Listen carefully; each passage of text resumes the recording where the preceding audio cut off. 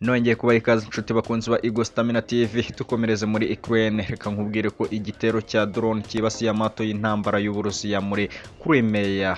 Ngwaye ikaze. Ingabo z'Uburusiya ku mwigambikirwa wa Crimea zongeye kugabwa igitero gishya cya drone. Umutegetsi wa Crimea washizweho n'Uburusiya yatangaje ko iyo drone yibasiye amato y'intambara ku nyanja y'umukara mu mujyi wa Sevastopol yarashwe kuwa gatandatu. Ikurikiye uruhererekane rw'ibitero byakozwe muri uku kwezi ku ngabo z'Uburusiya n'ibikorwa byazo kuri uyu mwigambikirwa w'Uburusiya bwigaruriye. Kare kuwa gatandatu amashusho yerekanye umwotsi mu gace k'umujyi wa Sevastopol aho amato y'Uburusiya agaragara. BBC ntiyari yabashije kugenzura byimazeyo ayo mashusho. Mikhail, guverineri w'uyu mwigambikirwa washyizweho n'Uburusiya, yavuze ko atari igitero gikomeye. Yavuze kandi ko imbunda zirasa indege zirinda ubu bwato zari ziteguye kandi zahise zihanura iyo drone. Hati yaguye ku gisenge cy'ibiro bikuru, nta kintu gikomeye cyangiritse kandi nta muntu wagize icyo aba. Nyuma kuwa gatandatu Mikhail yavuze ko imbunda zirasa indege zakoze ibindi bikorwa muri Sevastopol ariko ntiyatanga amakuru arenzeho.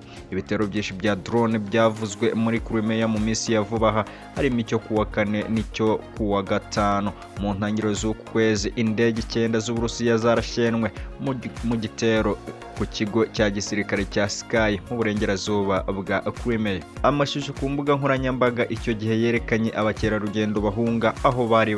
Crimea yatewe kandi ifatwa n'Uburusiya muri 2014. Ukraine ihora ihigira kuzayisubiza, gusa kugeza ubu leta ya Kiev ntiremeza cyangwa ngo ihakane niba ari ikora ibitero biheruka muri Crimea. Moscow ivuga ko ibi bitero bigamije akaduruvayo ari ibitero bidasanzwe byaba bikorwa n'igisirikare cya Ukraine cyangwa abandi bashyigikiye Kiev. Abategetsi b'uburengerazuba bavuze ko ibi bitero bigira ingaruka zikomeye ku bikorwa n'intekerezo z'abasirikare b'Uburusiya muri ako gace. Igo Stamina TV sinakubwira ngo bye, ahubwo reka nkubwire ngo komeza kuri like, share na subscribe udukurikire 5 kwa 5 tukugerere aho uba wadutumye. Asante sana.